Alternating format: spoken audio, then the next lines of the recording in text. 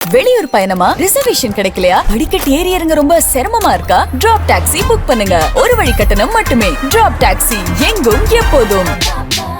பள்ளி மாணவர்களுக்கும் கல்லூரி மாணவர்களுக்கும் தேவையான அளவு பேருந்துகளை ஏற்பாடு செய்ய வேண்டும் என்று மாண்புமிகு முதல்வர் அவர்கள் தொடர்ந்து உத்தரவிட்டு வந்தார்கள். ஒவ்வொரு ஆண்டும் துறை ரீதியான ஆய்வின் போதும் இதை வலியுறுத்தி வந்தார்கள். அதேபோல நம்முடைய மாண்புமிகு பள்ளிக்கல்வித்துறை அமைச்சர் அவர்களும் பள்ளிகளுக்கு தேவையான பேருந்து வசதிகளை செய்ய வேண்டும் என்று தொடர்ந்து எங்களுக்கு வற்புறுத்தி வந்தார்கள். அதன் அடிப்படையிலே எல்லா பள்ளிகளுக்கும் கல்லூரிகளுக்கும் மாணவர்களுடைய சேர்க்கையை பொறுத்து கூடுதல் நடையை இயக்குவதற்கு தொடர்ந்து நடவடிக்கை எடுக்கப்பட்டு வந்தது.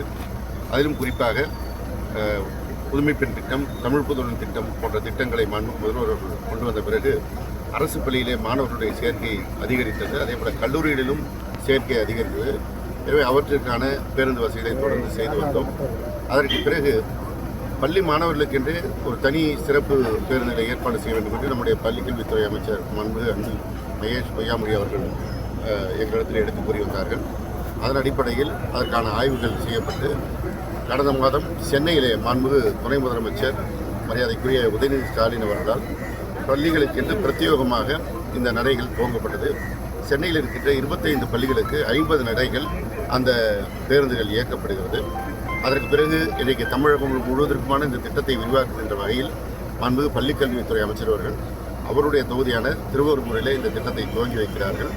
அதில் அண்ணா நகரிலிருந்து முக்குளத்தூர் பள்ளிக்கு செல்கின்ற மாணவர்கள் அந்த பள்ளிக்கு அவர்கள் மாத்திரம் பயணிக்கின்ற வகையில் இன்றைக்கு இந்த பேருந்து நடை ஏற்பாடு செய்யப்படுகிறது.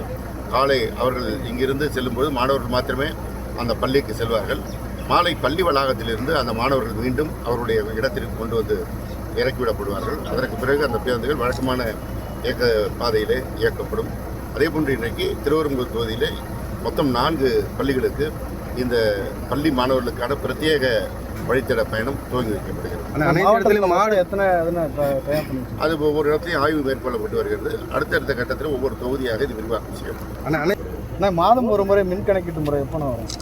அது ஏற்கனவே நான் சொல்லியிருக்கேன். ஸ்மார்ட் மீட்டர் நடைமுறைக்கு வருகின்ற பொழுது அந்த திட்டம் அமல்படுத்தப்படும். பற்றாக்குறை 3000 பேர் இப்போ பணிக்கு எடுக்கப்படும். இன்டர்வியூலாம் முடிஞ்சிச்சு.